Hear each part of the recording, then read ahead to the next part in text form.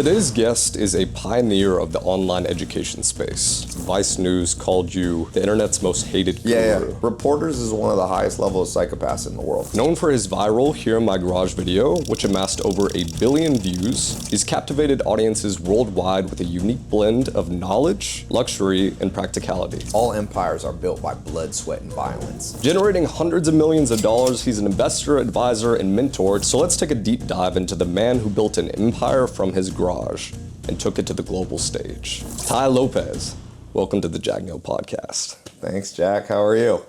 We're here in Finland. Helsinki. Your first time. It's great. Scandinavia is amazing, honestly. Yeah. Although you got to say Nordics for Finland. Technically, Scandinavia leaves out Finland. I've had a few people get on me for that one. Yeah, you got to say Nordic. The Nordics encompasses all Finland, Sweden, Denmark, Iceland, Norway, Faroe Islands. Yeah. So Here in My Garage, over 1 billion views. How much money did that video make you? Depends how you count directly, or you could, it's 8 figures just from the funnel, not low, mid to high 8 figures. But then when you count all the other things that spawned off of it, then it's 9 figures, more than 100 million. I always tell people, one good commercial, one good video can make you 10 million or 50 million. It's like, it's happened to many people. Not many, a few. Yeah. But more than you think. Yeah, one video changes so many people's lives. Oh man, one video. Have you seen this new girl that's going viral, the Hawk Tui girl? Have you seen this? What does she do? You've seen it. I'm not going to reproduce it, but that video's changed her life. It's just a Twitter, it's a video that she did on the street, some guy asking. It's a lot of people watching will know what it is. But anyway, that's one video that changed her life forever. Donald Trump, There's when you look at what makes people president, one video can change their life, or it can make you lose the election. There was a video of this guy. What was the guy who did that crazy laugh when he was running for president? I forget his name. Right. There was this one presidential candidate who did this crazy laugh. It was like, ah, like that. And it's like, it lost him. Lost the campaign? Oh, dude, he fell off. People thought he was insane. I was like, video is the most powerful thing because you're basically replicating real life at scale. Like if you talk to your friend, you reach one person. If you record that interview and it goes viral, you reach a country, a nation. Yeah. We lose track of scale because people now are like, oh, my Instagram video only got 50,000 views. I'm like, imagine a 50,000 person stadium. Yeah. A football soccer stadium hold 50,000 people. You'd be in shock that many people would listen to you. So, what is the $1 billion Bitcoin pizza? Yeah. So basically, a dude back when he didn't know that Bitcoin was valuable, he bought 2 pizzas and he just paid for it in multiple, more than one Bitcoin. And at its peak, that Bitcoin was worth between $30 and $80 million if he had held it instead of buying pizza. Yeah. So that guy, I wonder if that dude, I'm sure he has a little bit of Bitcoin still. I think he sold lots of people. I have a friend. So my friend is from Argentina. He got his PhD. He's been on my social media a lot. Did everything right that his parents told him to be financially secure. He became a scientist. He's a molecular neurobiologist, right? PhD, went to school for 15 years. His friend started a janitor business in Buenos Aires, Argentina. Back in 2013, 2014, he called up PhD Herman. He said, you should buy this new thing. Put $1,000 into this thing called Bitcoin. Yeah. And my friend's like, oh, man, I don't need that. He got all cocky. I'm smart. I'm smarter than you. You're a fucking janitor. Well, the janitor, he bought enough Bitcoin, $1,000 worth. It turned into $37 million. My friend's mad about it. Anytime if he's watching this podcast, he's going to be pissed. I'm like, Armand, what country was he in? He's in Argentina, but my friend is now in America. And my friend's like, bro, this guy made more money than me spending 20 years working as a scientist. It's like I got smoked by my janitor friend. So stay humble out there because when you're closed-minded, you miss out. I tell people, man, people saw it. When I first started putting videos, they're like, oh, Ty's telling people that they don't need to go to college. You know, I was basically saying some people should go to college, but most people don't get any benefit from it. And I was like, start an online business. When I was telling people that in like 2011, 2012, people were like, oh, it's a scammer. Now I've been vindicated. I'm like, everybody's like, I should have listened. I just reposted a video. Yeah. Some dude, I just randomly found it on Instagram. It's like my Here in My Garage video. And the caption on the top is, if only we had listened. Because it was, man, when I told people to get in, it was easier. It's more saturated now. You can still make money online, but if you want to do e-com dropshipping, you're joining 10,000 people that started this month. Yeah. If you want to do personal branding, if you're podcasters, 5 million podcasts now. When I started my podcast, I don't remember the year, but let's say 2011, 2012. I remember being like, yo, I'm so late. 2012. I was like, Joe Rogan has a podcast. Gary Vee has a wine podcast. Oh, yeah, like the tendency. But I'm glad I got in. You know, I was able, at one point when I was really podcasting, I was like number 2 business podcast in the world. It wasn't as hard back then. Now it's saturated. So do you think it's still early though, relatively? It's still relatively early, for sure. But 5 million podcasts, it's harder to have a massive podcast because it fragments up. So it's still opportunity to make money. You can build a personal brand and make money, but there's not many people building huge global personal brands anymore. Now it's all like little niche ones. You were talking about college being a scam. Do you still think college is a scam?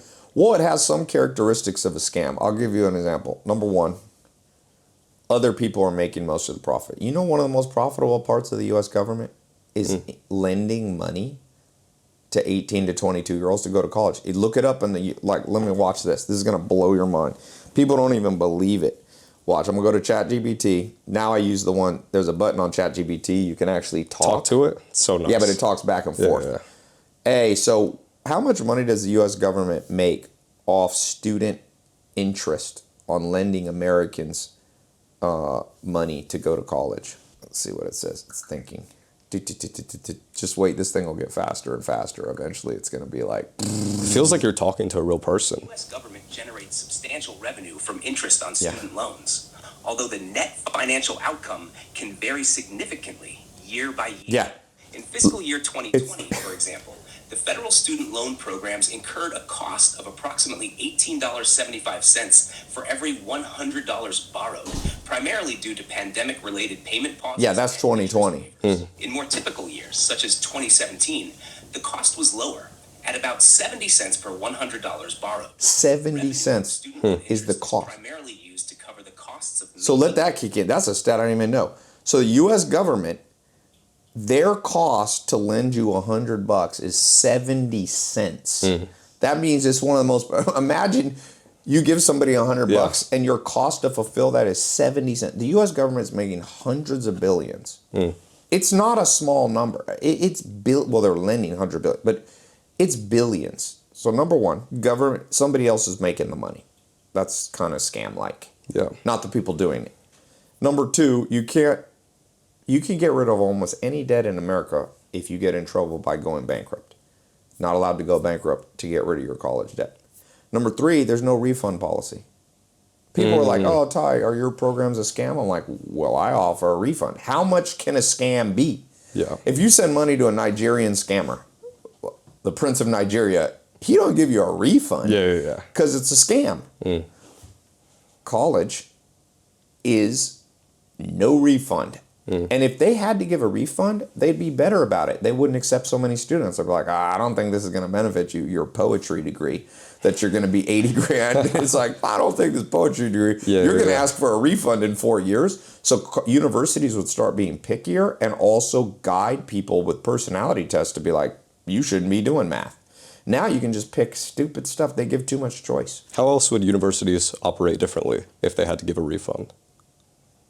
They would be practical too. Getting a poetry degree. No creative degrees. There would be if you have an opportunity to use it. Something like 60% of people never use the degree once that they spent 4 years and 80 grand of debt to get into. You know, I want to see this. How much revenue on the interest? This just shows the cost, which I didn't even realize it's that low. I can't even imagine. I would like to be in that business where my costs are 1%. Yeah, And no refunds $22 allowed. billion. Annually? Yep. Yep. In fiscal year 2020, about 32% of the total revenue, that's just 32% of the revenue from federal student loans was from interest. That's not even all the money they make. So, yeah, man, I always tell people that bring up scams, I'm like, just remember this. All the real scams are so common, you don't even think about them. I tell people, don't worry about being scammed by buying some online course for $50. Yeah. So, okay, let's say it is a scam. You lost $50. You can recover from that. But my brother went to college and got $80,000 in debt to University of Chapel Hill to learn Spanish. And guess what? He still can't speak Spanish. But what about all the other scams? Yeah. Let's not even talk about the fact that the U.S. food system is basically 30% of kids are already pre-diabetic. And they're putting Coca-Cola, there's a government deal with soda companies to put sugar drinks in every school in the world for like 6, 7, 8, 9, 10-year-olds. See, that's illegal in Europe because they got more common sense than us. So that's a scam, because then when the kids get hyper because you give them 30 grams of sugar, no kid should ever have, I mean, an adult's not even supposed to have 30 grams of sugar. You give a 6-year-old 30 grams of sugar, they're going to be hyped up. Then you cut a deal with the pharmaceutical companies to give them Ritalin for their hyperactivity. There's a scam right in front of your face. That's actually, that's basically collusion. That's basically almost bribes being paid between government and big corporations. Yeah. It's kind of like the water. They pollute the water, make it undrinkable, and then sell water bottles. Yeah. It's like, what are the margins on that? You really don't get, it's funny, my grandma from Germany, she's like, she lived to 102. She's like, I will never buy water. Because she grew up in a generation where water is free. It's all of like Scandinavia, they think you're weird. Yeah. There's a Danish water bottle company. Okay. I think all their customers are foreigners. On the box, it says, please do not buy more than one of these. You can just drink our tap water. It's the worst business model in history for them to be profit. Like literally, I got to find the name. On the box, it says, you really don't need to be buying this because we have the cleanest tap water. Yeah. But America doesn't have clean tap water. So also, how about this scam? America's spending so much money on the military, which you do need a military. I'm not anti-military. But let's say you're spending $1 trillion, 1,000 billion. You could spend a little less because they're overpaying the dudes who make the missiles. They're overpaying contractors. I knew a guy who got a government contract during the Iraq War. He was a former Navy SEAL. He was actually my mixed martial art teacher. They were paying him $68,000 per mercenary he sent. His cost that was just like an upfront fee, not even the ongoing. He's like, dude, I make 90% on this. My cost is like $6,000. So the government's they're taking $1 trillion in military. Instead of building schools, fixing tap water, they're taking your tax money and they're blowing up stuff that doesn't even matter. The U.S. is giving all this money out in Russia, Ukraine. Dude, America doesn't even know what's going on, and we're funding stupid stuff. So that's a scam too. Use the money. Here's a good rule of money. If you can't figure out where your money's going, it's a scam. And if you ask average American, where does my tax money go? Because I lived in L.A. Even the fancy parts I live in Hollywood Hills. I had this Maserati. Never buy a Maserati. I hate that car. But every time I had to fix the tires, they would pop. It was like 20 grand for 4 tires, right? There's these big Ferrari Pirelli tires. They couldn't even fix the potholes in the richest part of America. Yeah. I got like 6 pop tires a year. It was, I ended up, not a year, in like 3 years. I ended up spending as much on tires as the car. Yeah. So I'm thinking, where's my tax money go? Because I've paid a lot of money in taxes. Okay, first time you write a 7-figure check to taxes is going to make you rethink your life. Yeah. You're not $1 million either, more. You're like, bah. But so anytime you don't know where your money's going, trust me, you're being scammed. And you don't know where your money's going in the U.S. Ty, at one point, Vice News called you the internet's most hated guru. Yeah. That was one of the most important videos for me going viral. Yeah. Why do you think people think you in particular are a scammer? Well, that was like 2014. A Vice guy came to my house. He's like, "Can I do a nice interview?" These guys, remember, reporters is one of the highest level of psychopaths in the world. That's why people don't trust the media. The highest level of psychopaths are like CEOs, chefs, Navy SEALs. surgeons, Navy SEALs, police officers, but also journalists. So this guy comes, "Oh, I'm going to do a nice video on you," and then he writes one that's like, "Most hated man in America." It's because when my video was going viral, 2015, you know, when you have a video that like half of America sees over and over, people get mad. They're like, "Who is this guy?" They start out mad, then eventually they hate you. At first they laugh at you, then they hate you, then they love you, and eventually you become a legend. Yeah. There's 4 levels, man. So whenever you're starting out with your personal brand, first they're going to laugh at you, then they're going to hate you. Eventually they'll come around, they'll start to love you, and eventually you'll be a legend. And so I was still in the hate stage. Yeah. But that video was one of my friends who's really, I think, the best marketer in the world. He's this introverted dude. He's making like $1 million a day. I think he's gonna make 200 million net this year on faceless brands he builds. He called me back in 2015. We've been friends for like a decade. He's like, did you pay that guy to write that video on you? I was like, why? He's like, this will be the greatest thing ever for your career, bro. You're going to make so much money. He's like, nobody looks into anybody that's not controversial. He's like, in America, bro, you want controversy. So it was all a hit piece. Yeah, it was just a hippie, but turned out. But you didn't know it, like when you were talking to this guy. At first I thought it was bad. I was all like, I had some hate a little bit, but this was like a huge hate piece, and I saw my income shot up. So almost always hate pieces help you. And people need to know that for a personal brand. I get people, I won't say the names of some of the biggest personal brands now I've mentored through their first hate video. I remember there's a dude, he's a huge podcaster, one of the biggest in the world. And I remember him calling me, he's like, "Ty, my career's over." It's like 2017. What happened? He's like, this hate piece came on. I told him, "Let me tell you advice a guy told me. This is going to be the most," and now he's shot up. He had a little podcast. He's probably top 5 podcasts in the world right now. So at the end of the day, you need to fear, if you're a personal brand, the worst thing is to be forgotten. Yeah. That's like Kanye West. He's always putting shit. The Kardashians put stuff in the news on purpose. So how do you not take it too far? Because people like Andrew Tate, Kanye, there's a few TikTokers, and I don't know, they get indicted or something. Yeah. You know? Well, I say you want to be debatable, but not too. So there's a difference between people debating and full controversy. So, for example, my Here in My Garage video, people weren't like, "Yo, Ty murdered somebody," right? I know you talk a lot on your podcast about murders. Yeah. That's controversy you don't want. Like, like O.J. Simpson, it was like, did O.J. murder his girlfriend? Well, I don't want that kind of article written about me. Yeah. But people were debating, because I had people right away who defended me. They're like, "Oh yeah, Ty's right." He's like, "You can learn more in a book and self-learning than you can learn in university." So people were actually debating. Yeah. When it comes to, there's big influencers. You look at Donald Trump. Like, if your controversy gets to, like, 50% of America despises Donald Trump. My hate ratio is really never more than about 10%. Remember, 10% hate seems like 50% hate because haters are loud.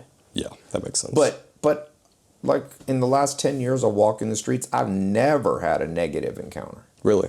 Never. Not even close, dude. I bring security with me. I've had it where you need security to keep people away from wanting pictures and stuff like that. But never, no, man, you don't.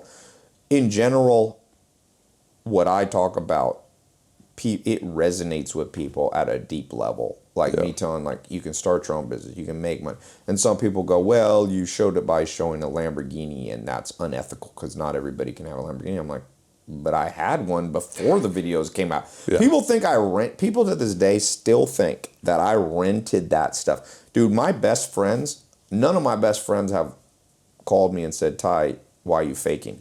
My best friend, like Herman, that guy I told you about the Bitcoin story. Dude, we have Ferraris back in like 07, 08, man. So when I put So you were rich well before those videos. I was on Millionaire Matchmaker in 2007. It was a show, it was about millionaires finding love. Like, dude, I've been making money since 2002. So that stuff, I always tell people, if people are lying about you, don't worry that much about it.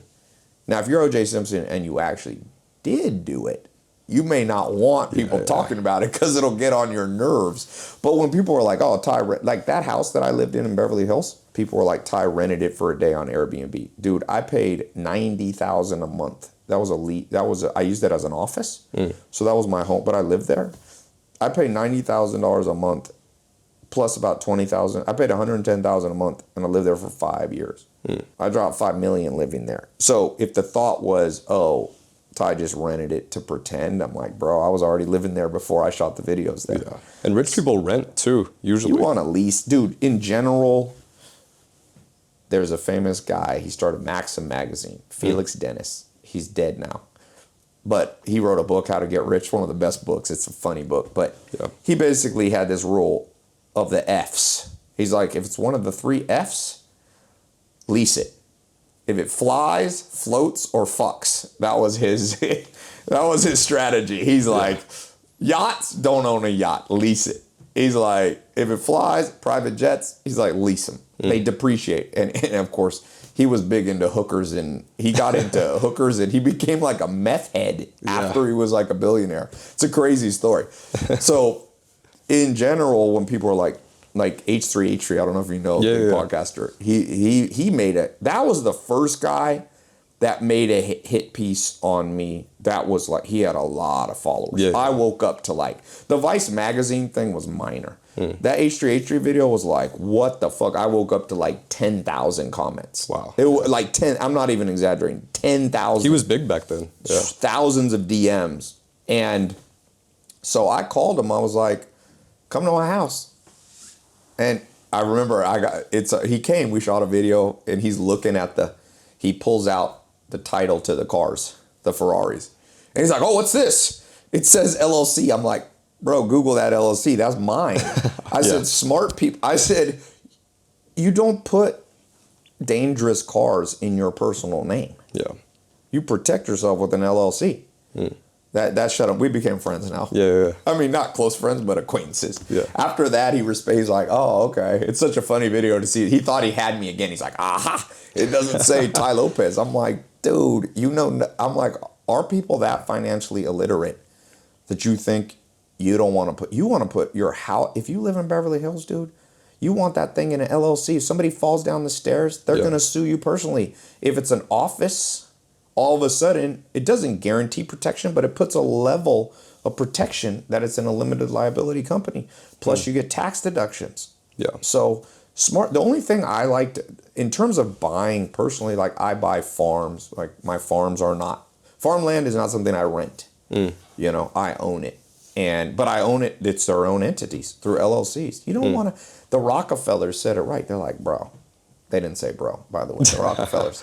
But they said, own nothing, control everything. If you, those of you who follow me, when you get rich, you want to own nothing and control everything. Take Bill Gates, for example. Yeah. His net worth on Forbes is about $200 billion, $1 to 200 billion, depending on the year. Okay. But that's not most of his money. Yeah. Remember, he's very sneaky and smart. He owned 56% of Microsoft, which is a 2.7 trillion. Okay? He took his shares, got a tax deduction, put his Microsoft shares in the Bill Gates Trust, a charity. Now, who runs the Bill Gates charity? Of course, he has a little board, but it's called the Bill Gates Charity Foundation. So he still controls $1 trillion, but technically it's not in his name. It's just different. So he's not taxed on it. If he gets sued, my charity has it. You can't sue a charity as easy as you can sue. So a guy like, people don't realize Elon Musk doesn't have $100 billion in his name. In fact, I saw a video. I've met Elon Musk multiple times and had conversations. I just posted a conversation I had, me and him, at a movie premiere. But one of the things he told me is like, at one point after he had made $130 million selling PayPal, he's like, I had to borrow rent money for my $2,000 Malibu apartment. Yeah. So he doesn't keep things in his name. So yeah, a lot of hate is just ignorance. People don't know. If people knew, they'd be like, oh, Ty's smart. You know, people are like, is that your jet? No, don't buy a jet, really. Here's why you don't really want to buy a jet. You need different size jets. Yeah. If you want to do a private jet. So when I go to my farm, I have a farm in the mountains in the middle of an Amish community. If you have a big private jet, you can't, there is a landing strip 20 minutes from my farm. It's amazing. Yeah. But it's not long. So if you come in with a big bum, you know, like a G, you know, these new G6 Gulfstreams, you can't land. You need like a Cessna or something, like a little Maybe small not a plane. Cessna, but you get like a Learjet. Yeah. I once was landing, I spoke at Harvard. It's funny. I didn't go to college, but I get asked to speak at college. Sometimes, this is funny. Chris Paul, who's an NBA basketball player, he asked me one time, he's like, Ty, you want to speak at this charity? I'm like, sure. And so we go down, it's like a foundation, it's an education one. I get down there to downtown LA, me and him, and there's all these top students from the inner city, poor students, but they're doing really well. Yeah. And the commentator, the host goes, Chris Paul, you're in the NBA. He's made $300 million playing basketball. Yeah. NBA, how did going to university help you? How is that an important part of your, and he went to Wake Forest and and then I'm like, bro, they're going to ask me that question. I don't think they know I'm a college dropout. Yeah. So they turn to me, Ty Lopez, encourage all the students here why they should go to college. And I'm thinking, I look over at Chris, I just changed the subject like a politician. I was like, well, this is why I like books. I just switched it. But, you know, at the end of the day, when you say stuff ahead of your time, people are going to think you're crazy. Nobody was appreciated in their time. And I'm not putting myself as some prophet, but I've said a lot of stuff early, dude. My first business when I was a teenager was grass-fed beef. That's really popular. I was telling people, it wasn't when I started. Yeah. People were saying beef's bad for you. I've watched all the trends happen. Then you had plant-based meat. People thought that was good for you. Now they realize not. I was early. Joel Salatin, my mentor, was doing grass-fed beef in the 60s and 70s. So people also thought he was crazy. So sometimes when you say stuff ahead of your time, people are going to be mad at you for 10 to 20 years. You just got to get used to it. And then one day, you'll be a legend. Yeah. And they'll be like, Ty was right. We should have started an online business. We should have done that. We shouldn't have listened to society. Our parents were wrong. Our grandparents were wrong, you know? But Ty, you attribute a lot of this foresight to just like books and mentorships. Has anyone ever asked you, like, how many books have you read? I know. People have asked. I mean, I've read thousands of books. I'm trying to think. Let me see. Let me see how many. I'll show you how many books I'm reading now. ChatGPT, you're probably reading 10 a day. Yeah, we're not even counting Chat. Here's my iBooks. Let me see my library. What do I have in here? So books, I have 740. You can see there, 740. It says I finished 164. That means you have to go to every page I've probably finished. It's such a stupid way of saying finished. You have to go click through like the last 3 pages of the index. Yeah. But I've probably read, let's say I've read half of them. So this is recent reading, 300, and then I have 265 audiobooks, and I have 195 new books that I want to read. Yeah. So I'm like a reading machine, man. How often do you reread books? Well, that's actually a good point. It's better to read less books more often. Yeah. So I have some books like Dr. David Buss's Evolutionary Psychology textbook. I read that like at least once or twice a year. There's a book called Influence by Robert Cialdini. It's like a marketing psychology book. I try to read that once a year. I've got Sigmund Freud. That's probably the one I read the most, like 4 times a year. Civilization and Its Discontents, one of his later books before he died. Autobiographies, I don't read as many. Like I was talking about Rockefeller. You can read Titan. That's such a big book. You read that once or twice in your life. Yeah. But also, it's not how much you read; it's how much you remember. I know people that read don't remember nothing. Yeah. And then I know people that read less books but remember. So if you remember nothing, it's not that helpful. I'd rather somebody read 10 amazing books and remember the top 3 points from each of them in a year than try to read 300 books and remember like 1/1,000,000 of 1%, which is most people, man. I ask them like, what do you remember? They're like, I don't know. You've read thousands of books. What's the best piece of advice you've ever received? Best piece of advice. Depends if you're religious or atheist. I feel like there's two different worldviews. If you're an atheist or more atheist, agnostic, I would say the best piece of advice I've ever read, Selfish Gene, Richard Dawkins.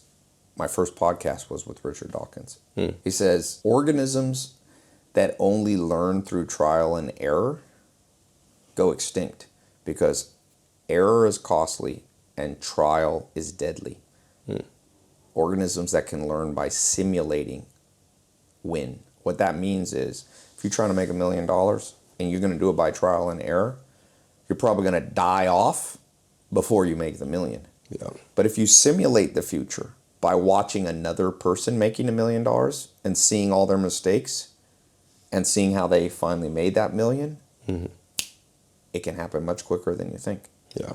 So organisms that simulate the future without having to make the mistakes win. And that's the story of biology. We are the winners. That's all humans on Earth now. Their ancestors won. They didn't go extinct. They're people who didn't just learn by their own mistakes. And the biggest myth in the world is you got to make all the mistakes yourself. You'll die off. You'll go broke. You'll never make it. You'll get discouraged. People commit suicide. So yes, you need some trial and error on your own because humans need a little pain. But you better, that's why I read books. I can simulate the future. I can be like, okay, J.D. Rockefeller, the wealthiest person in modern history, verifiable 600 billion, let's say, net worth in today's dollars. I can read the book Titan. I can download everything. He started making money right after the Civil War, so 1865. Yeah. And he was making, dude, he single-handedly saved the U.S. government when in a recession in the early 1900s. He bailed them out. Okay, you can learn a lot from a dude that's bailing out governments. Oh, you need some money? Let me call my banker. Yo, lend the U.S. some money. They're in trouble. That's how you know you're rich. Nobody alive now has that percentage of wealth. Elon Musk can't bail out the U.S. government. U.S. government's $32 trillion in debt. Elon Musk doesn't even have $100 billion liquid. Yeah. So Rockefeller, instead of me having to make all the mistakes and the trial and error that made Rockefeller, I can just read the book. True. Yeah. People go, it takes too long to read a book. I'm like, bitch, it takes longer to fail and have a horrible life. True. I'm like, in 10 hours, you could listen on audiobook. You know, every time I go to the gym, people listen to way too much music.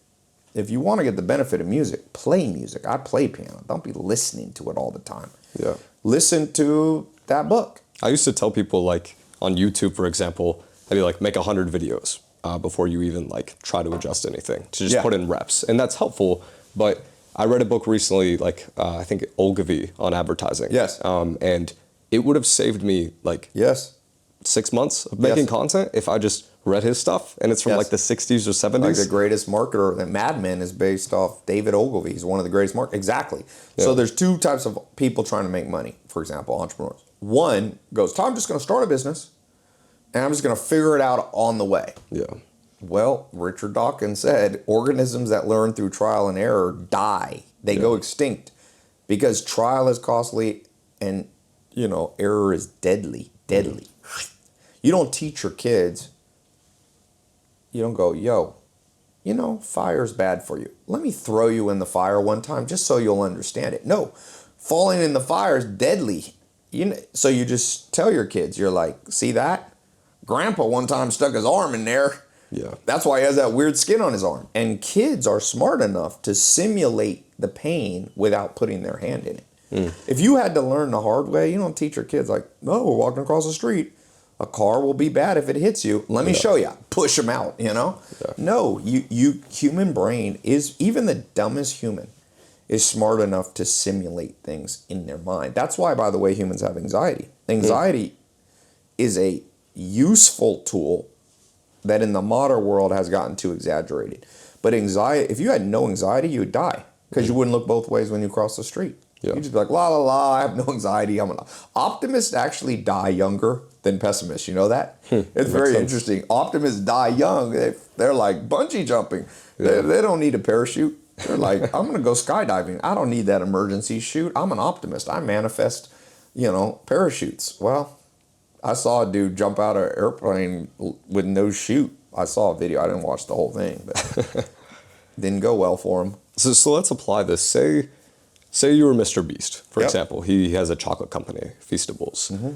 How would you go into that industry yourself? Like, where would you start the knowledge journey to like fully? So in my yourself? 67 steps, which is what that here in my garage video, I taught people 67 mindset frameworks that I learned from my mentors. One of them is called Go Straight to the Top. So if I was Mr. Beast starting over, start at the beginning. My first thing, I'm getting to know everything the Mars family, one of the richest families in the world is the Mars family. Yeah. Mars Candy. Really? Dude, they're top 20 always wealthiest. I would get on my plane. I get on a plane. I'm Mr. Beast. I'm showing up. Can I interview you? I find now the original founders are dead, but the kids are there. I try to intern there. Yeah. I try to cut a deal with them because imagine how much you can learn from the biggest candy company or the wealthiest candy company in a month. Yeah. It'll take you 5 years of trial and error to learn what you could just learn in a month. So basically trial and error, even if you pulled it off, is slow as hell. So I would go straight to the top. I'd be reading every book on the Mars family, every book on the Nestle family. I'd be watching every YouTube video. Like I like to do these 30-day deep dives. I do a 30-day deep dive. I would definitely try to reach out to the top. I'd be like, the CEO of Nestle. Hey, my name is Mr. Beast. Got one of the largest YouTube channels. Can I come interview you about success? Then when I'm there off camera, I'd be like, hey, you can even tell people. They're not going to feel intimidated. I'm thinking of starting a chocolate company. What's 3 things I should know on a practical basis? Almost always a family like that that's already worth 50 billion, they're not worried about competition. Yeah. So they'll just tell you stuff. When I started education business, I met this guy in Germany who had the biggest, he had like a magazine business, old school educational magazines. Yeah. And he was one of Warren Buffett's biggest investors. He's probably worth 500 mil. I flew to Germany. He actually flew me there. And I went on a walk with him for an hour and I was like, I'm thinking of starting an online education company. And he told me, I still have the notes from it. Yeah. So before people are like, how'd you blow up so big on online education? Well, I simulated all the trial and mistakes of this German guy before I launched. Like you said, like just making 100 videos, you can fail 100 times in a row. Yeah. You read that David Ogilvy book, it's like, oh, that's how you make a good headline, good thumbnail, hooks, all that stuff. This might not be applicable to a lot of the audience, but what happens when you're at the top of your niche? Yeah. And who do you learn from then? Because Better like not someone to be like at you, you don't want to be at the top though. At one point you've been at the top. Yeah, I've of been the at the top. education You don't want to be space. on the top. Yeah. You want to be second. There's Shakespeare said, heavy hangs the head that wears the crown. So when you're at the top, Donald Trump was at the top. Yeah. People tearing you down immediately. You know, Andrew Tate got to the top recently. Guess what happens at the top? Everyone wants to take it. It's better to be number 2. Because then you basically have all the benefit, Yeah. but you don't have all the pain. Yeah. No targets on your back. Nobody cares about the vice president of the U.S. People can't even name. It's like, who was, you know, average person, go back 10 years, who was Bill Clinton's vice president? Most people don't know because he doesn't get as much attacks. You know, Biden, Kamala Harris. Yeah. A lot of people don't like Kamala, but they're more mad at Biden. You need a lot more Secret Service people for the president than the number 2. I'll tell you that. The president got like 30 guys. The vice president has like 3. Yeah. You know, 3 or 4. It's like a 10th. So Mr. Beast, we're talking about him. How did you end up coaching Mr. Beast? Well, people just bought my programs that I didn't even know, you know, and then they reach out to me privately and, you know, you meet them in person. So I've had so many people, I'd say 60-70% of the people that are big influencers now have been through my programs. Really?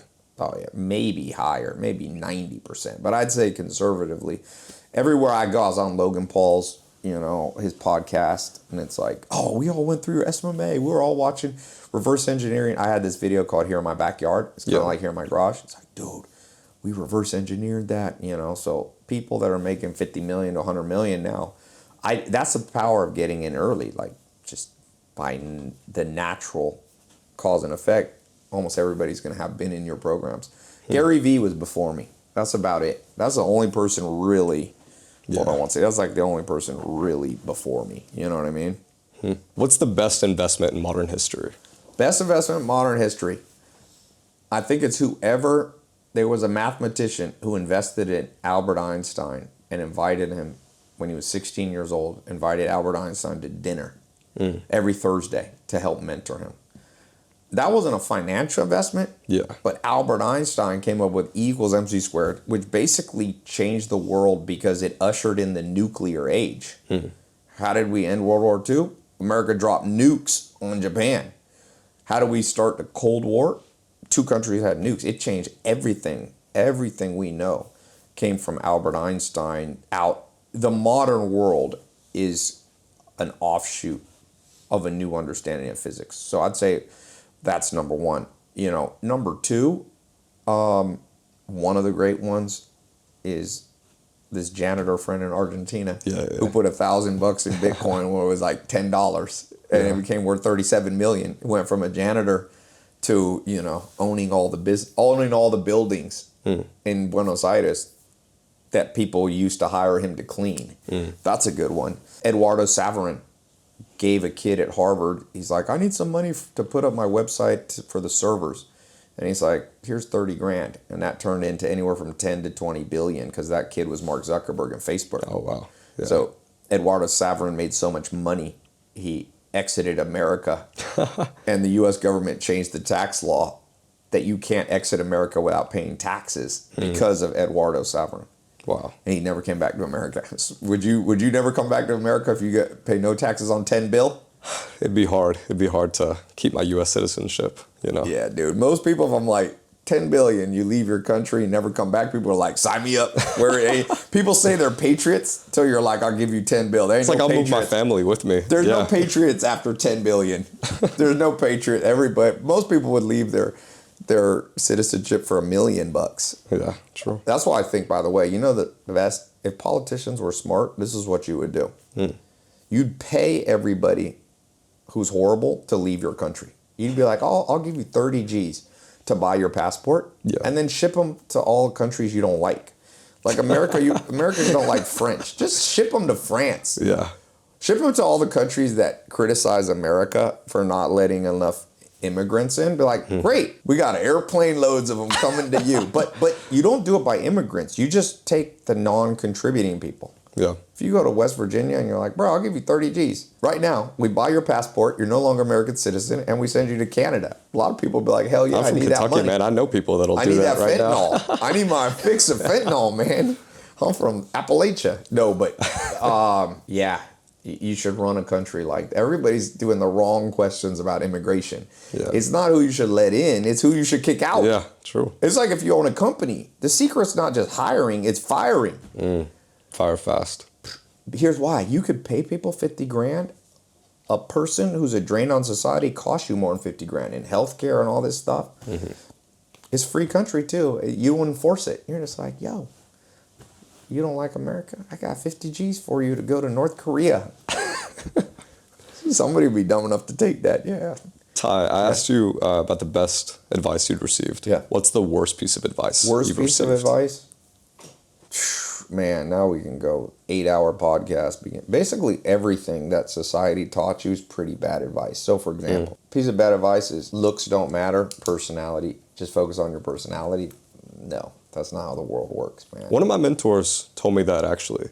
I was fixating on my attractiveness level and like fitness and stuff, and he was like, he referenced me to this other guy we knew. He's like, that guy's making a lot of money. And then a year later, he's like, Jack, I was wrong about that. Yeah. He worked on his self, and he was like, the ROI from that was much higher.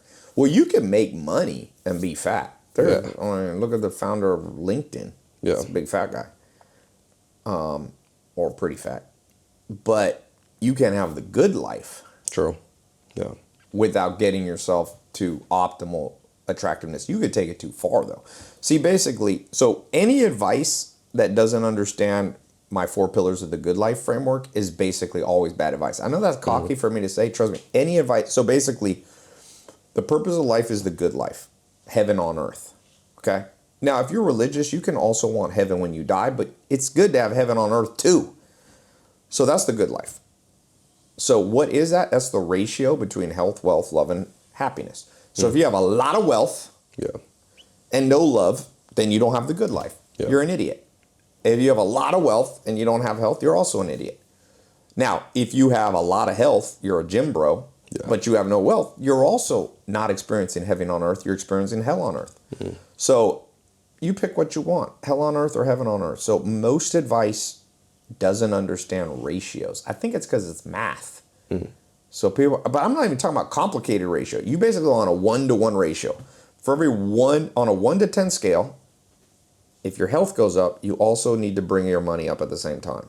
You also need to bring up your love life, friends, family, romance. You also need to bring up your happiness.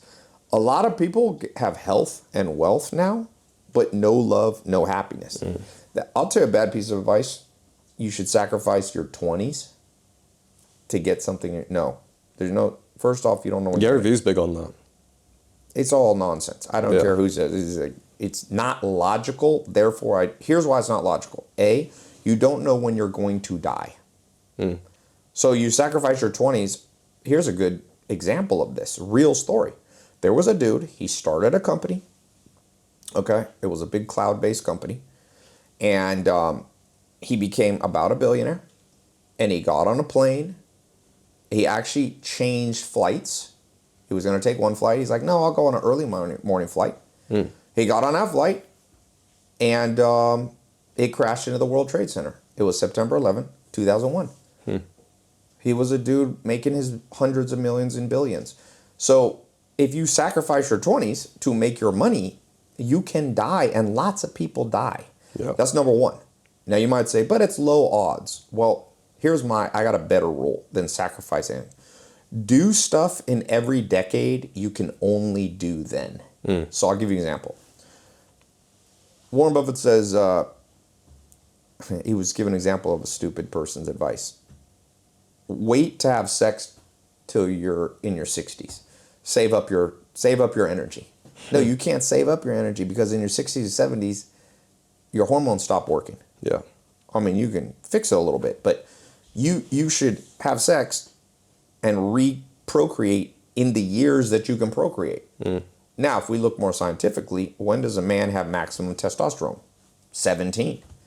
So what should 17-year-olds be doing? For sure, you should be lifting weights because you're going to be able to easily put on muscle compared to any other moment in your life. Now, does that mean you should only lift weights? No, but you should put a little extra emphasis. So any advice that in your 20s doesn't include, for example, also you should find love in your 20s, not older. Here's why. Now, you can find love older, but it comes with a lot of baggage. So if you wait to find love till you're in your 50s, well, who are you finding love with? Other people in your 50s have probably gone through 2 divorces. So you're not going to be able to find that pristine love that you can find younger.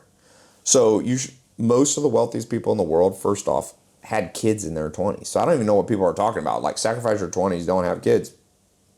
Elon Musk had like 6 kids by the time he was 31. Jeff Bezos, every rich dude had kids before 30. That's on the top of the Forbes list, Warren Buffett included. So that advice doesn't even, if you have 1% logic and you can do research, it doesn't hold up to the evidence. So basically, there's no sacrificing. In your 20s, you should make money because you can also make money in your 20s. Your 20s should be busy. You should be lifting, you should be hardcore on the body, hardcore on wealth creation, hardcore on love. And maybe if anything suffers a little bit in your 20s, your happiness should be a little lower. So maybe you should be trying to get to an 8. You should be trying to get to a 10 of health out of 10 out of 10, because 20s is the easiest time for men and women to do that. Wealth is not going to be 10 out of 10, but you could be like an 8 out of 10. Okay? Love, you should be aiming for a 9 or 10 out of 10. And then maybe happiness, let it drop down to like 7. That ratio is okay. Then in your 30s, you want to bring your happiness up. Your health you don't need to work out as much. You have a little bit less IGF-1, growth hormone, a little less testosterone. So you alternate. In your 70s, you don't want to be focusing so much on romance. But you might have a lot of kids and grandkids. But you're not going to be focusing so much on hitting the gym in your 70s. You're just trying to maintain the muscle you have. It's hard to grow muscle in your 70s or 80s. So you think a 20-year-old should be having kids? I don't think 20. but 20s. I think most people should have their first. Look, women, by age 30, a woman has 4% of her total lifetime viable eggs left. Wow. Now, that's still enough. It doesn't mean if you're 30, you can't have kids. But that's a true stat. Yeah. Might not be optimal. Well, you just have at 35, a woman loses the ability to repair, or it's a large loss in the ability to repair DNA fragmentation. So if the man's sperm has some fragmentation, they call it, Yeah. a woman that's 27 can easily repair it after she conceives. You know, one of the theories why autism is up is people are saying it's because of vaccines, and this, my mom says, is vaccine. I'm not an expert at that, but for sure one of the reasons autism is up is because people, men and women, are having their first kid older. So if you're an older man, you really got to be careful. You know, like 45-year-olds, tough to have your first kid. Yeah. Woman has a much harder time getting pregnant, and the man's going to have higher DNA fragmentation. If the guy's 45 and the woman's 30, there's some offset. The woman has repair mechanisms. So at the cellular level. Does that only work in the reverse? Like if I were a 25-year-old guy and I impregnated like a 45-year-old woman, would that would help her have higher chances? Really? Yes, because a 25-year-old man, all things equal, has less DNA fragmentation, mutations. But the problem with women, it's an absolute. When women hit menopause, it stops. Men can still. Al Pacino just had 2 kids at 79 or something like that. Wow. Men kind of fall off, but not to zero. So I'm just saying, women are be given this advice of just go into your career. Well, biology, as Will Durant says, biology has not yet read the Declaration of Independence, or the French Bill of Rights, or the Feminist Manifesto. Yeah. Biology's like, we don't give a shit about whatever society says. So women, like, I have a cousin, she was like, 30. She was dating a guy. I said, call that dude and be like, if you ain't ready to have a kid, I'm leaving you. And I don't know if she actually said it quite like that. Yeah. It's like The Office, the ultimatum. But she has a healthy kid now because I told her, nah. Don't be listening to society where it's like, there's another bad advice. Basically, all mass society advice is pretty stupid. So it's just telling women, you go find yourself and everything going to work out. Yeah. Bullshit. Biology cares nothing. And for men, it's the same way. It's like, bro, you going to sacrifice your 20s when you could be gaining lean muscle twice as easily? Like, you're fucking insane. Work a little bit, like make a little. You don't need to make as much money in your 20s. Dudes are pushing themselves too hard. And there's that advice, it's like, grind it out. Yeah. Never. If I had a time machine I was 18 years old, I'm like, okay, I want to have the optimal life for an 18-year-old. I'd try to make 100 G's a year, 150 G's, have like insane sports life. Like I would actually, I still do my life. I'll tell you the ultimate best daily routine. Yeah. Best daily routine. Wake up, putter around, first off. Don't immediately. Jeff Bezos, richest man basically in the last 10 years, he's like, I wake up and putter. He doesn't do anything. He does not wake up and do a cold bath, plunge, sauna, blah, blah. Yeah. Arnold Schwarzenegger even told me, I interviewed him in his kitchen. He's like, Ty, I wake up at 4 a.m, I just dink around, read newspapers for an hour. So spend an hour or two just thinking, even in bed. Winston Churchill used to lay in bed till 2 in the afternoon. He's won the free world war here in World War II. So first hour or two, you're just chilling, thinking, a lot of creativity early in the morning. Then, health, wealth, love, happiness. Hit the health. You know? What a Monday, Wednesday, Friday, I built my own system called 150 Body for busy entrepreneurs. So first 2 hours, 1 or 2 hours, putter around, think, creativity, write stuff down. Writing is actually the best thing to do in that hour or two. Write best ideas, copywriting, marketing ideas. Then hit the gym for an hour or two. Then work for, let's say, 3 hours, super intense. There's a book called Deep Work by Cal Newport. Your brain can only really go intense for about 3 hours. So like lock yourself in a room, like close the windows for 3 hours. Then I do 3 hours of like lighter work. Like while I'm doing other stuff, I'll check. Yeah. So that's 6 hours of wealth. Then goes straight into love, which all night, I like to do social stuff. So like my best daily routine about 6 o'clock, I switch to just friends, family, romance for the rest of the night. And that's every day of the week. Every day. Yeah, because you don't know when you're going to die. Yeah, people only do that stuff on the weekends, usually. That's crazy, dude. You make more money when you're also more social. Agreed. I've never seen my income drop because I'm social if I do it right. Now, there's some people that party and like don't drink too much. Alcohol will make you poor, for sure. Unless you sell alcohol, then it'll make you rich. George Clooney made his bill not from being an actor, but making his tequila. But yeah, so be a drug dealer, not a drug taker. Sell alcohol, don't drink alcohol. I need to start my own tequila. Whenever I talk about tequila, it goes crazy viral, but because I tell people it's the healthiest drink. And people go, no, it's not. I'm like, there's probiotics in it. And this one hater wrote this long thing. This dude forgot to Google it. He's like, Ty, it's impossible to have probiotic effect in tequila because it's alcohol, so it sterilizes it. If you just go to Google and type in tequila probiotic effect, it's like 30 art. I'll say, bro, that's how the world is now. Your haters will write a 30-paragraph article about how you're wrong without having spent 7 seconds on Google. I'm like, you're such a moron. Sometimes I don't even respond to people. I'm like, bro, I'm not even going to dignify this. But so anyway, tequila is the healthiest drink or the healthiest alcohol? Gotcha. Yeah, water's the healthiest drink at the end of the day. Although there's this fitness everything in moderation. This recently I saw in Bali, some influencer that was telling people to drink a lot of water died from drinking like 5 gallons. It's like that's Bali water. A little woman. No, but she died from like exploding from too much water. Wow.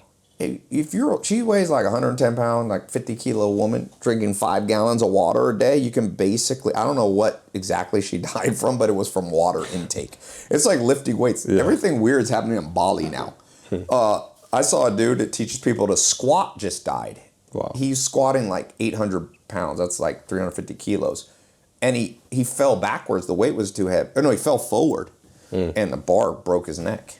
Everything in moderation. Yeah. You don't need to be out here. Even water. Yeah, people don't realize like squatting. I did a mentorship with Tom Platz. It was like I did it online, Zooms with him. He's like the most famous squat guy.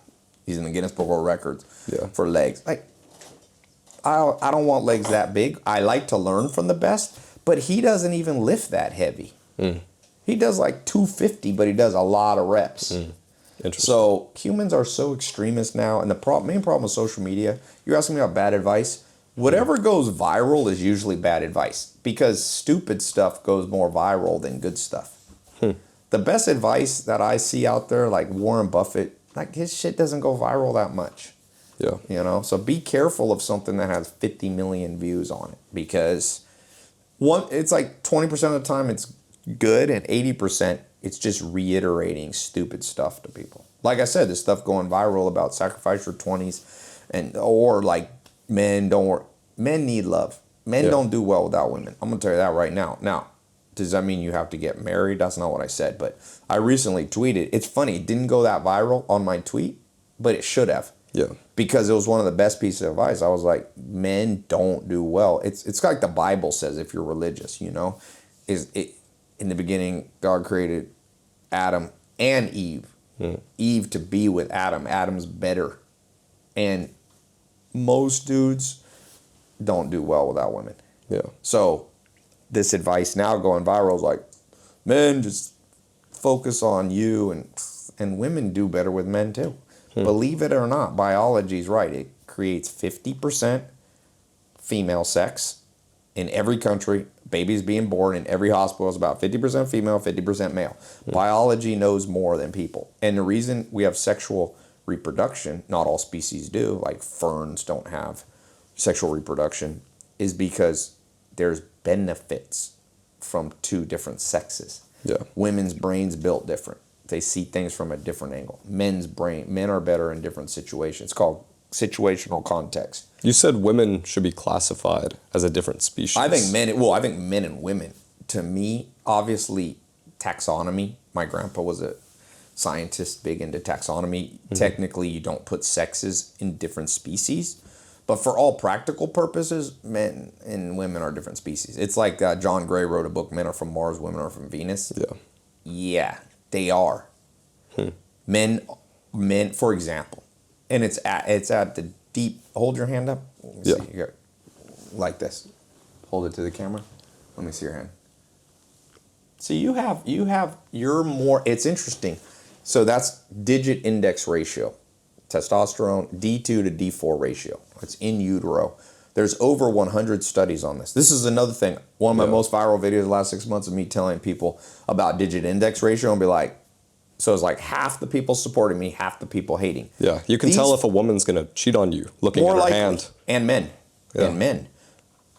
But people were hating, oh, Ty's teaching palm reading. I'm like, bro, did you take 7 seconds again before you hated to go type in digit index ratio, Wikipedia, and look how many scientific studies. There's hundreds starting in the 1800s to right now in the 2020s. And it's basically universally accepted by scientists that it's predictive of behavior. So it's the amount of testosterone in the womb. It's not your current blood levels. So I have high testosterone, lower estrogen. You have higher estrogen. Yours is more even. Look at the ratios. See my testosterone figure? Yeah, yours is crazy. Yeah, I haven't seen one like yours. But my dad's super high testosterone. He's a pro bodybuilder. My dad was in prison.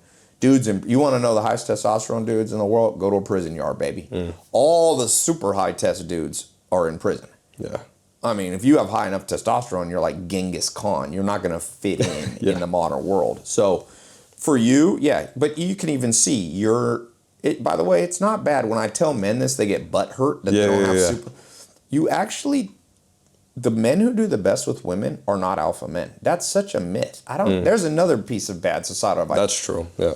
Look at all the dudes that get the hottest women in the world. They're like Pete Davidson, you know? Yeah, Pete Davidson. Or Timothy Justin Chalamet. Bieber. Timothy Chalamet, the guy who played in the new Elvis movie. What's the guy in One Direction? Harry Styles. Yeah. So women in general, it depends on their time of the month. Women have like a modality to their attraction. So when they're more fertile, they like more masculine faces in general. Yeah. But during most of the time, women like moderate testosterone. Most women don't like hyper feminine. So like Pete Davidson's kind of feminine, but he's 6'4". Yeah. So he's still going to protect her, you know? Yeah. Women don't like, super weak in general. But anyway, that's a whole, we have another podcast on this. These are controversial, but I don't know why I never understood. To me, truth's never been controversial. It's always been fascinating. I don't know why people are so mad at the truth. It's a very delusional world. You see this, basically to me, social media is becoming race wars and sex wars. When I say sex, I mean like gender wars. So basically, all the female influencers are starting to post all their anger against men, and men are starting to post all their anger against women. Yeah. And black people are posting how much they don't like white people, and white people are now rising up. Like my Instagram, I'm like, whoa. It's like white people like super, calling out black people for crime, and black people calling out white people for colonialism, and now Mexicans are joining in the fight, and it's like, what people don't understand is let people talk about the truth. Ain't nobody hurt by that.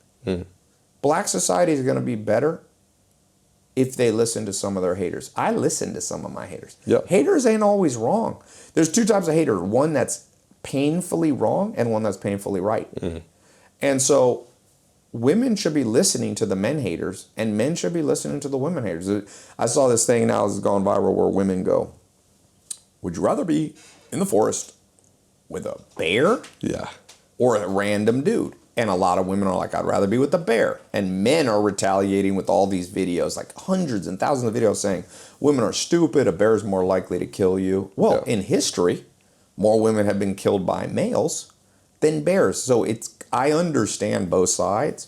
But on the flip side, men are saying, hey, women, like, you guys are ridiculous. You're on Tinder and you're only responding to the 5% of dudes that are over 6'2" and are, what's this newest song this girl put viral? I'm looking for a man in finance. 6'5", blue eyes. Exactly.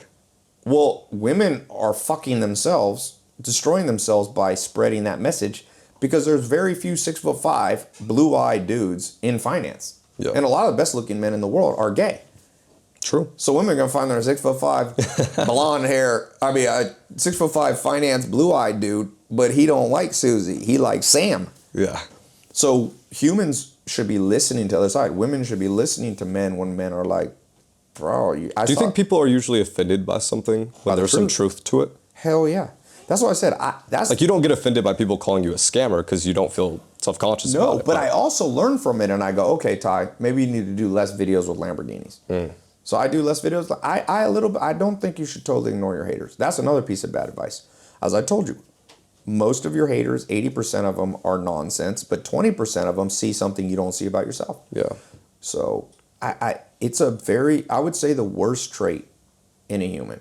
Like if I hated you and I wanted to curse you, I'd be like, may you hate the truth. And if I wanted to bless you, I'd be like, may you love the truth, because the truth will set you free, man. Yeah. People don't make money because they hate the truth. It's called sunk cost fallacy. If people went to college, they're going to defend it because by saying they made a mistake, they look bad. Yeah. So that sunk cost fallacy is hating the truth and it's destruction. Drop what you're doing and change your life, man. We were talking about virality and influencers. What are some of the shady things influencers do that most people don't know about? I mean, I saw a dude posting him in a jet with all these hot girls, and it turns out it's a studio in LA that you can rent. That thing makes a lot of money. Yeah, that's such a guy. Yeah, the scammer's not the dude who created, it's a studio, so it's not a jet. It just looks like a jet. Yeah. I mean, I think that's crazy. I would not do something like that. Yeah. You know, so that kind of just overt wackiness is like, what are you doing? Like, bro, people are going to figure that out, you know? I think the shadiest, I actually think the shadiest thing is people having confidence and giving advice, but they don't have the credentials for it. It's like, here would be shady. Let's say, God forbid, your grandma needed heart surgery. Yeah. You come on a podcast, you bring that up, and I start talking with confidence, like, bro, I know exactly how to do the heart surgery. Yeah. I'm like, I'll show up. I got my knife. I'm going to cut her open. I'm going to fix your grandma. Then right before I pull out my knife, you go, how many of these have you ever done? You're like, none. Your grandma's going to be, that's a scam. Yeah. That's bad advice. And so there's all these people giving advice. My friend was in Bali. He's like, bro, I was in a hot tub with all these influencers. And this dude goes, he said, this kid was 19. And he goes, oh, what are you doing? He goes, he's a life coach. He's like, you ain't allowed to be a life coach. Who's your audience? I guess at a 10-year-olds? Yeah, your audience could be 9 years. You got to be at least 10 years older than people you're giving advice to. Yeah. So it's like, are you charging 9-year-olds for your toddler advice or something? So I think the worst part of the social media now is people who don't have any experience or credentials talking. Yeah. There's a time to just shut up, you know? When I launched my Here in My Garage video on how to build a business in 2015, I started my first online business in 2001. I had 14 years experience. Doesn't mean I'm right, but at least I'm coming from an honest place of, yo, I've been through it for more than a decade. So that's my main advice. Like, people are like, here's how you become a millionaire.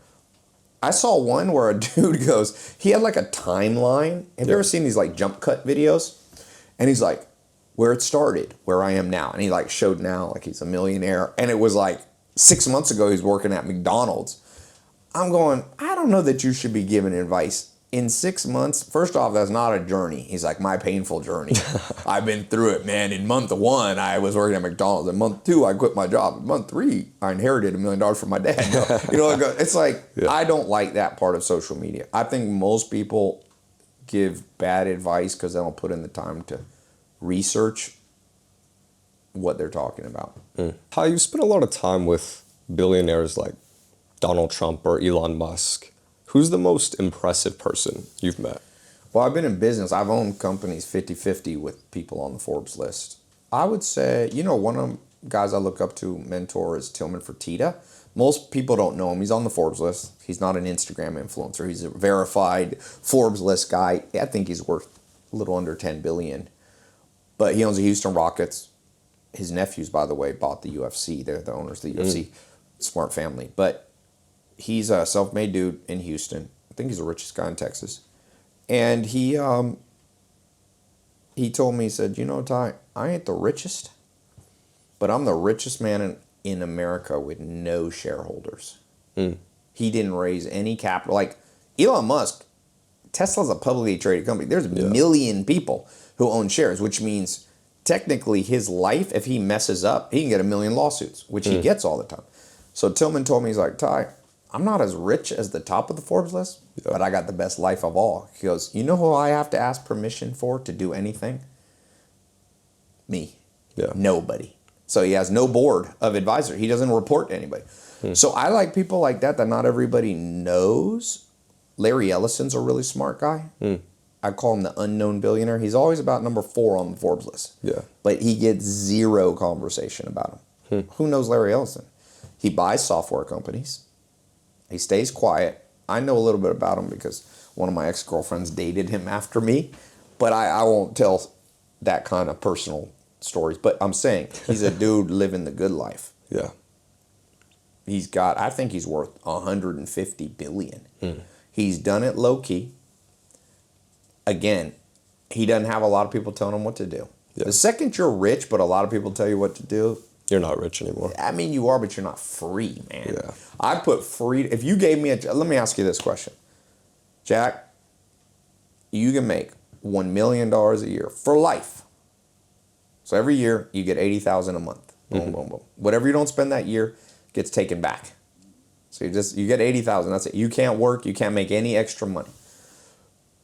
And you have all the freedom you want. Nobody tells you what to do. You do whatever. You can do your podcast on anything you like. Or I'll wire you $100 billion right now. But for the next 20 years, you're going to work a 9-to-5 job. You get Friday, Saturday off. But you get 2 weeks of vacation. I'll take the million. Yeah. Take $1 million a year. For sure. Yeah. You're like me. I'm a freedom guy. It's not even. I'm like, okay, 200,000 a year. All the freedom, or 100 billion, but 9 to 5 again. For 20 years. For 20 years. How many billion was it? 100 bill. 100 bill. You're in the top 10 richest people in history. I mean, 100 bill, you could do a lot. Yeah, but you got to work 9 to 5. I'm talking about you'll be busy. You got to get up 7:30. You can drive. I'm really big on legacy and impact. Okay. I'd probably Take the 100 wouldn't bill. want to, but I would take it. You take the 100. See me, I'd still go with the 200 grand. Yeah. Because I would just go live in Brazil, so automatically I'd turn 200. Oh shit! I didn't think of that. When you got freedom, Yeah. greatest rich quick scheme of history is figure out how to make 100, 200 grand and live in Brazil, Thailand, Bali. You know, all of it's not what you make; it's what you can spend. It's your buying power. Yeah. I would impact. go down. I would probably go down to 100 grand.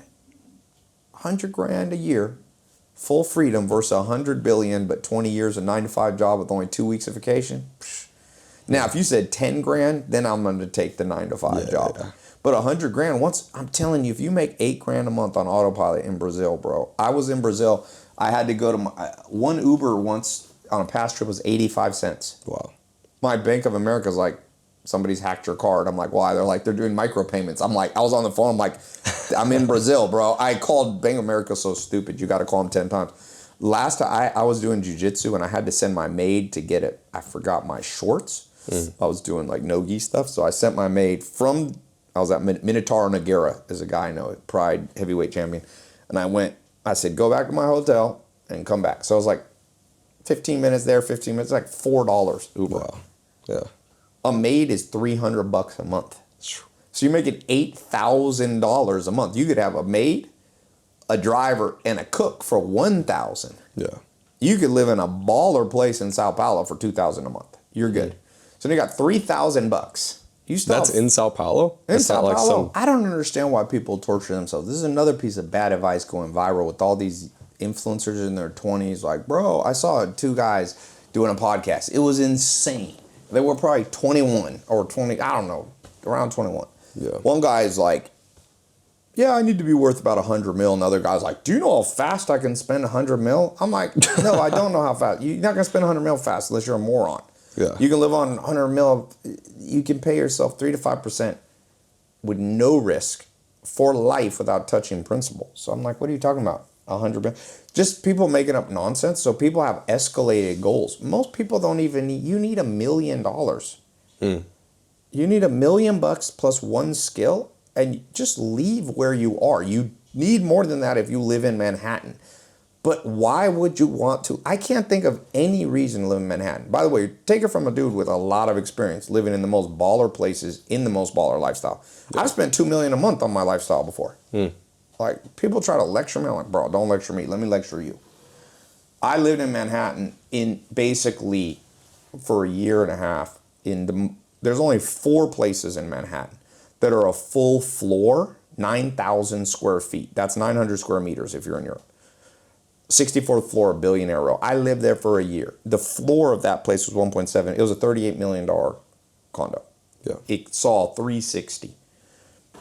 Most boring year of my life. I'd have been way better off that place cost me about, I don't know, $80,000 a month. Okay?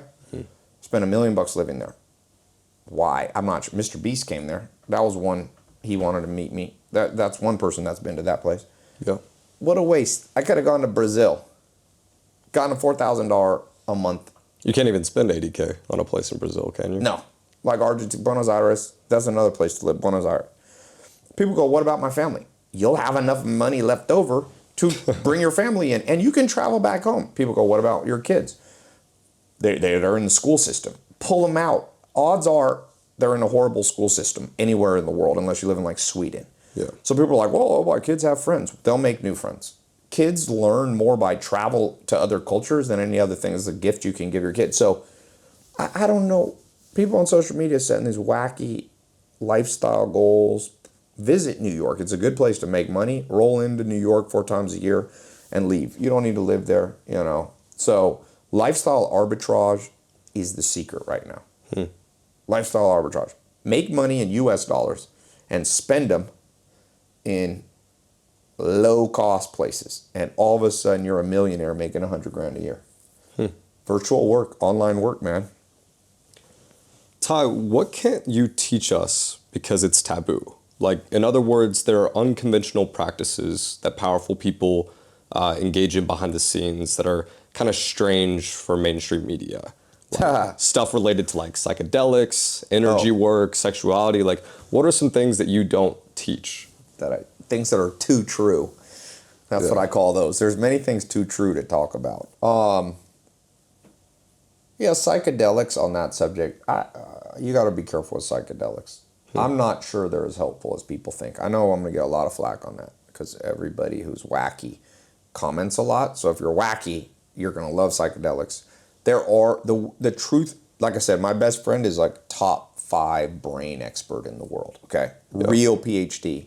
He actually got his PhD from the #1 Mansour and UNC in the fastest in human history. My friend's a savant. He's been published like in the equivalent of Nature magazine. He discovered the gene for paralysis, for example. He's an expert on demyelinating diseases, but also just the brain.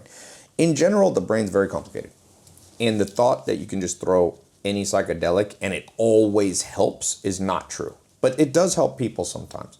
And there's people who have PTSD and have their brain's been so fucked that you might as well try psychedelics because anything's better than where you are now.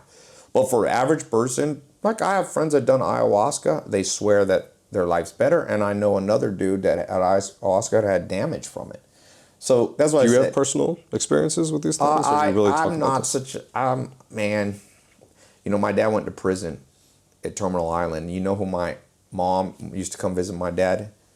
My dad was in prison with Timothy Leary, the Harvard professor who basically invented LSD. Really? So, you know, I've been around psychedelics I was 1 year old then. I don't remember Timothy Leary, but my dad was like a bunkmate with Timothy Leary. So my mom's like, we used to go into Terminal Island. My mom used to smuggle in drugs for my dad into prison, weed. Yeah. And she's like, we'd smoke weed with Timothy Leary. This is a crazy story. And people are going to think I'm making that up. Why would I make up that story? That's a crazy enough story. I'm going to I've had my mom on my podcast. But I think psychedelics don't make that your first line of resort. You know what's the greatest psychedelic, dude? Read a book that expands the mind. I've read books. I used to read 3 books at the same time. That's equivalent to psychedelics. You read like one insane biography, read 5 pages, flip to like an insanely good science book, flip to an insanely like genius, like a foundational book, like Darwin or Freud or Newton or Reed, you know, and like do that. That's a mind expander, dude. Because it's like you're getting hit on different regions on the brain. I think like hardcore exercise, just the endorphins from Brazilian Jiu-Jitsu. I've done Muay Thai, sprint, man. The second you stop sprinting and jumping, you get old. So these things that are strong, like Native Americans didn't do psychedelics all the time. Yeah. Like Sioux Indians went on like, they did like their vision quest like once where they fasted and didn't drink water for like 5 days till they got a vision because they were basically, you know, dying. But I don't know if you want to do that. Like nowadays people are like, once a year I go on my vision quest. Native Americans weren't going on vision quests once a year. Yeah. So modern society gets all wacky with these ancient, and not everything ancient is better. Yeah. People didn't know to wash their hands in the 1800s. Yeah. Doctors would come out, do surgery, have blood on their hands, and then go deliver a baby, and 50% of women were dying. So sometimes we get into this old was better, but some things old school were better, and some were way worse. So there's no unique thing you do or you've read in a book that like you think is a little... Man, I think my mentor thing, where I find mentors, I have 15 mentors at any given time, like 3 or 4 in health, 3 or 4 wealth, 3 or 4. That's a mind expander, man. If you just want to expand your mind, change who you're in the room with. Yeah. Drugs can work sometimes, but in general, drugs has side effects. Yeah. Pharmaceuticals have side effects, like Robin Williams used to say. He was reading like one of these side effects on the side of a pharmaceutical, and it said may cause anal leakage. He was like, that is not a side effect. That is an effect. So I'm not saying like, it's not like ayahuasca and psychedelics have no side effects. I mean, come on, people die. That's why you need a shaman. So anything strong has side effects, so be careful. Make sure you're doing the simple things before you're doing the crazy things. Most people can reduce their depression and anxiety by changing how much they sleep, how much they eat, and getting out of big cities. And cutting out the 4 worst people in your life: friends, family, romance. Do you need ayahuasca, or do you need those 4 things done first? Yeah, true. Because what happens if you do ayahuasca, or you do a psychedelic, but you still eat the American processed diet, you still only sleep 6 hours, you still live in the middle of a city, it's driving your cortisol up because you're seeing too many strangers out there, and you still have horrible people in your life that you're dating, in your family, in your business partner, those poisons will outweigh all the benefits of some one-purpose drug that you try to do. So you can't outrun your problems with novel ideas. It's simple stuff. That's why I like Brazilian Jiu-Jitsu. You see like dudes doing karate and it's like, wah, wah, wah, wah, wah. And then a Jiu-Jitsu guy, most powerful thing you can learn is how to choke somebody. Yeah. They call it mata de leon. It's like lion. It's like death by lion. Because if you know Brazilian Jiu-Jitsu, you can choke out 90% of people in a one-on-one encounter. Someone breaks into your house, you don't need to do karate. People do like wrist locks. You ain't gonna be able to wrist lock some dude. You get some dude on meth come in your house, all drugged up, PCP makes you strong.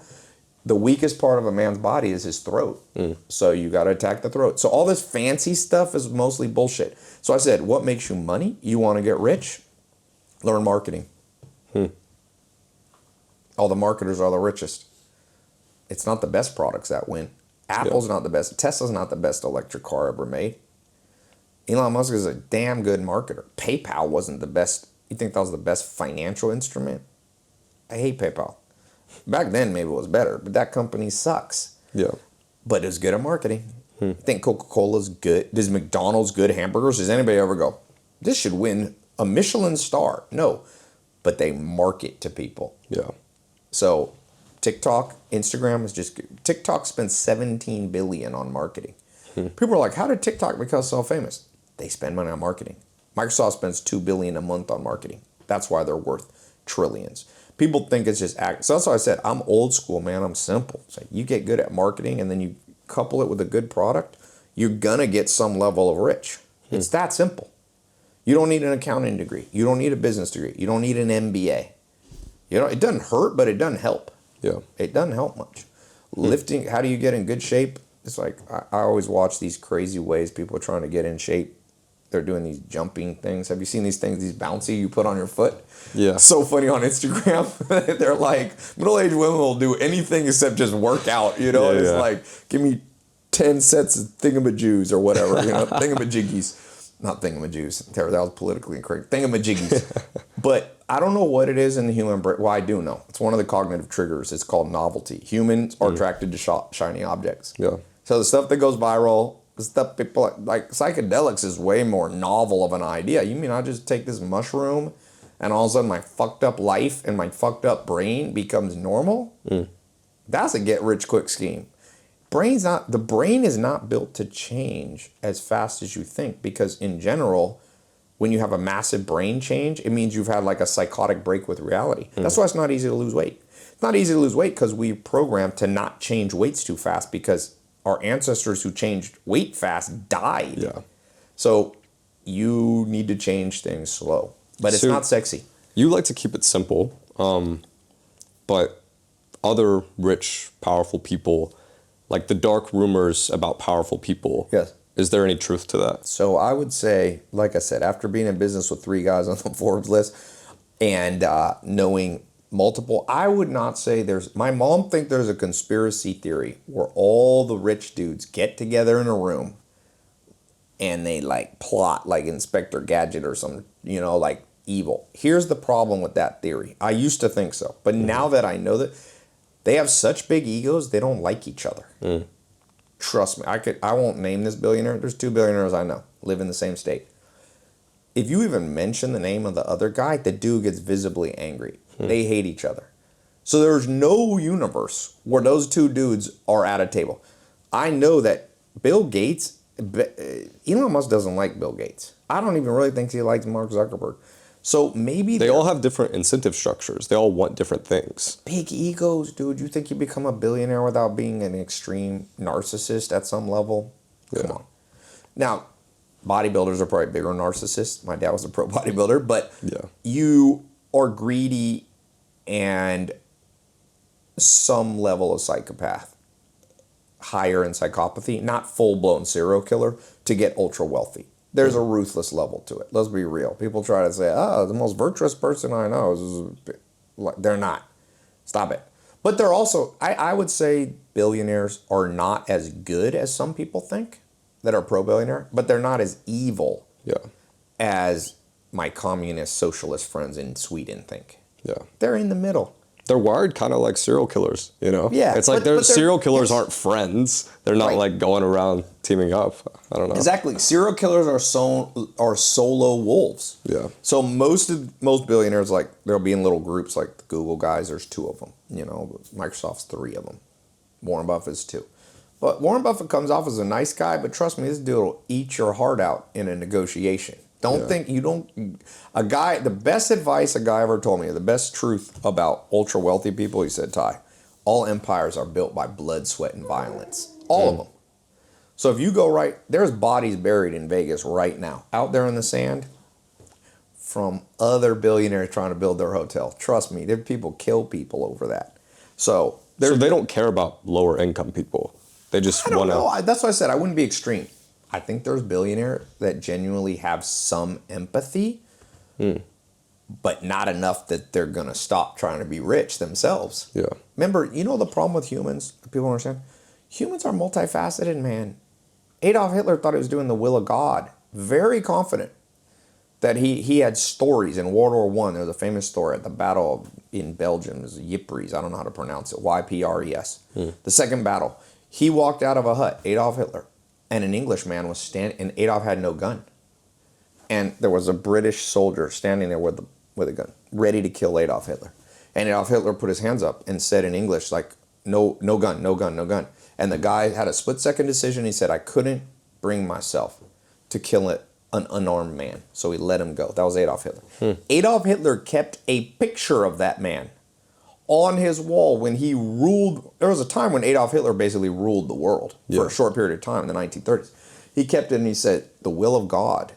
God brought this man. And Adolf Hitler would call that guy and try to thank him. That British guy had extreme guilt for the rest of his life. It's kind of a famous story if you Google it. Yeah. So my point is, even Adolf Hitler didn't see himself as a brutal psychopath. He saw him as a guy.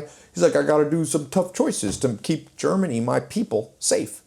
Now, he was insane, but in his own mind, he was sane. Do you think morality is relative?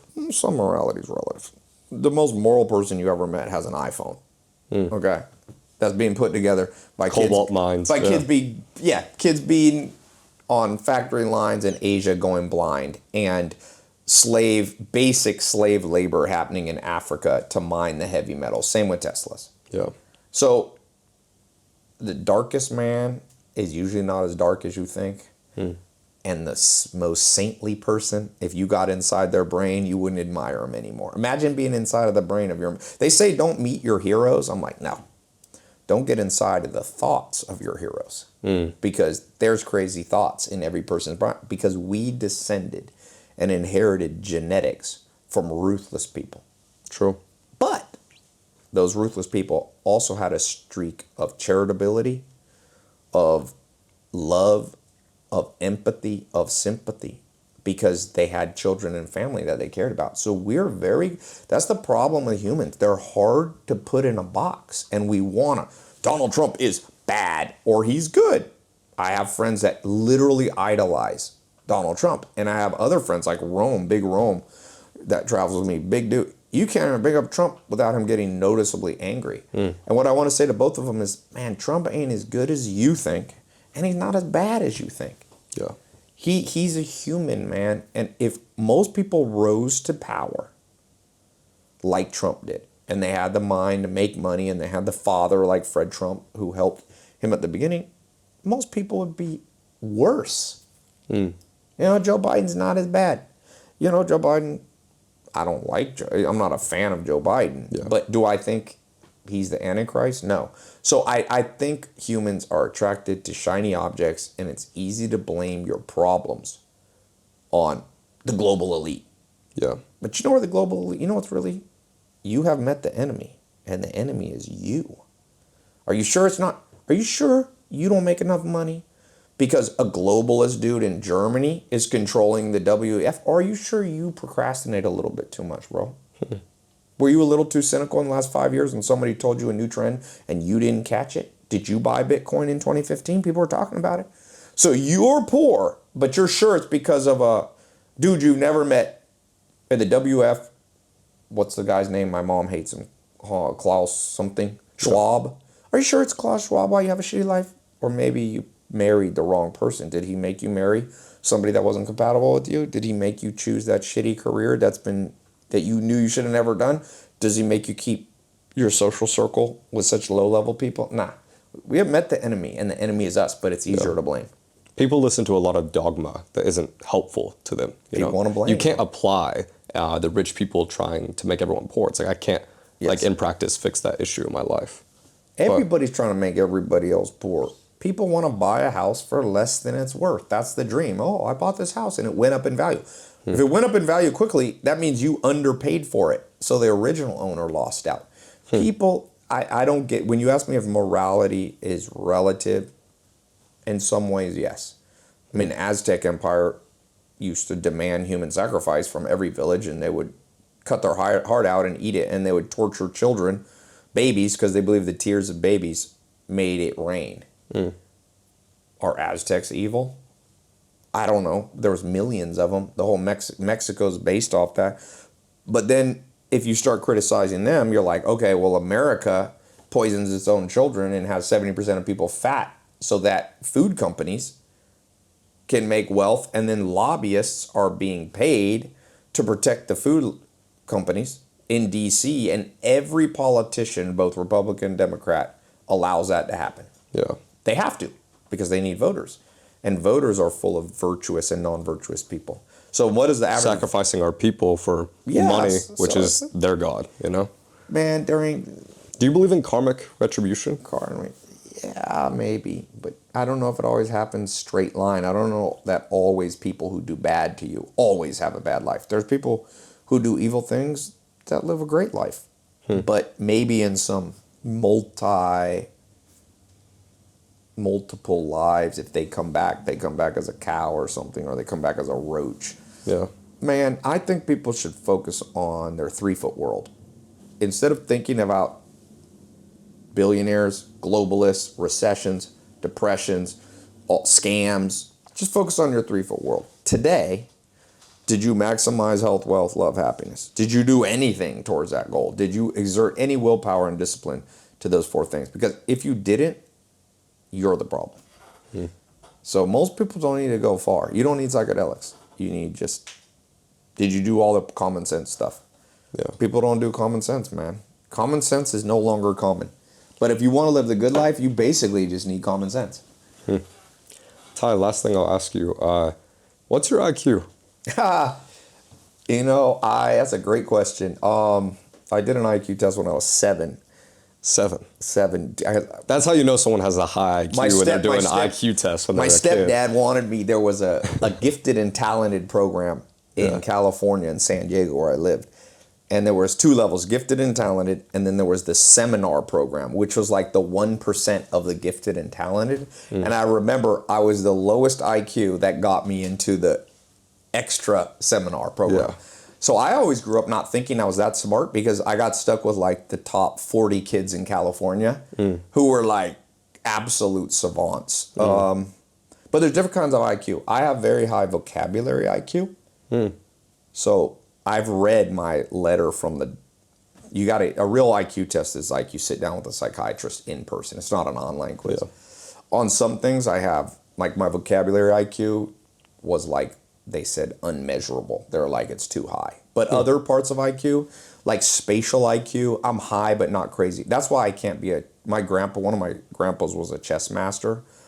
I'm not. Really? Yeah. I've never heard you say that before. Yeah. Huh. Both my grandma and my grandma, who everybody knew on my social media, my grandma was almost a chess master. All the guys used to come. When she was 100, she could beat every one of my friends who were like study. But I don't have the natural IQ to get over like chess master, like 2200, 23, 24. You have to be born with that spatial. My spatial IQ is like in the top 5%, but not in the top. So I think to understand about IQ, you got to know where are you. Almost everybody has something high. EQ is also underrated, which is to me is social IQ. Yeah. Like for my kids, I wouldn't want my kids to be actually having too high of IQ will make you lonely. I'd like my kids to have really high EQ. I think you want to be in an ideal world. You have kids that are like 130 IQ. That's pretty high. Yeah. What's best for business? Most are like 120s. Warren Buffett says if your IQ is over 130, sell it. You don't need it anymore to become a millionaire. If you want to be a billionaire, you got to be, most billionaires are 140s or 150s. Yeah. But they're also, like Elon Musk is like, I just saw an interview, he's like, I don't think anybody would want to be me if they knew me. He's like depressed all the time. Yeah. So he's probably in the 150s. I think you want to be IQ, let's say max 130 for your children. They can have the max, and then like EQ, like 140.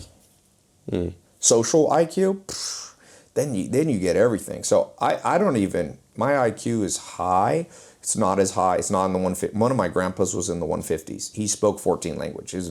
When people are crazy high IQ, it's instantly, you're like, whoa. Yeah. I see people, I have a friend like, I'm a 180. He took an IQ test online in 15 minutes. He's like, I'm 180. I'm like, bro, one of my grandpas was like 152 and he spoke 14 languages. He was the #1 organic chemist in the world on his subject. I'm like, you're not like him. You're not instant. Being 150s is like being over 7 foot tall. If people are asking if you're tall, you ain't tall. True. I had a bodyguard guy that was 7'2", 218 centimeters. Yeah. Nobody ever went, am I taller than you? Let measure. Like for you guys, it'll be like back to back. You ain't tall if you ain't over 7 foot tall. And IQ, but my friend that's 7 foot tall, he has all kinds of health issues. His knees don't work. So in general, you think yours you don't is want to about be extreme. 140? 130? No, higher than that. But really? But not as high as Elon Musk's. Huh. Yeah, I never say. I mean, I was in Mensa. You can qualify at Mensa. They've lowered it. It's easier to get into Mensa now. It's 137, I think. Yeah, that's down. When I got into Mensa, it was higher. Yeah. I was, I think, in the 140s when I got in. I can tell people's IQ very quick. It's not that hard to tell. But I'm telling you, IQ is very important if you want to be a billionaire. But most people, I don't even know if it's good to be a billionaire. I would say millionaire is good. Like, I wouldn't want my kids to become billionaires. Yeah. But like, if my kids have like 10 million net worth, super high EQ, live in Scandinavia, have the average Danish person has 12 close friends. The average American has one. 12, you know, like if I had a choice for my son, daughters, I'm like, bro, be worth 10 mil, be good health, relatively low stress, and live in the right place. It's not actually that expensive to live in Sweden. You don't need a car. Yeah. You don't need all this stuff. It's like you can live. People think Sweden and Scandinavia is expensive. It's not expensive. Yeah. England, UK is expensive. London's expensive. New York's expensive. America is actually the most expensive place I've ever been, besides Japan. Tokyo's bad. Yeah, but I'm like, I want my kids to live in Australia. I want them to live in Scandinavia. Maybe have America has beautiful farms. Best thing about I always tell people, I'm the true patriot. Yeah. I am not patriotic to the American political system, but I'm patriotic to the land of America. Oh, dude, I own farms in America. There's no place with more abundance of beautiful farmland. Nothing's close. Europe has beautiful farmland, not like America. Yeah. South America, not like America. Inhabitable, good weather. So I want my kids to have a farm in America, spend half their life in Europe. I like Brazil, South America, you know, Australia is cool. Make 500,000 to $1 million a year. You know, Do you think you can have as much impact if you're not a billionaire? I don't know if billionaires have that much impact. What the fuck did Steve Jobs do? He gave us iPhones. Ugh. We were fine when we didn't have iPhones. Like, this thing is overrated. Maybe Elon Musk has a big impact. He's putting us in space, but there's other electric car companies. Never think you're changing the world that much. I think of something like you do, and I'm like, you make a certain amount of money, but there's an argument that you're actually helping people more than some billionaires. You know? I won't say, I'm glad you said that, but I think my education company helps a lot of damn people. Possible that you can make more impact than... Hell yeah. If you really want to help the world, get in the education space. Yeah. No greater return on investment than the guy who helped educate Albert Einstein at age 16. Yeah. You know, so... And Mr. Beast when he was 16 as well. Exactly. Well, thank you so much. My man. Ty, this has been the Jack Neel Podcast. Thank you everyone for watching. Yeah. Ty Lopez on Instagram, at Ty Lopez. I'm going to put my book list for you. So just DM me on Instagram, Jack, just the word Jack, and I'll send you what I'm reading right now, some cutting edge stuff. I always find books nobody knows about. So at Ty Lopez on Instagram, DM me the word Jack, and I'll send it to you. Yeah, DM the word Jack.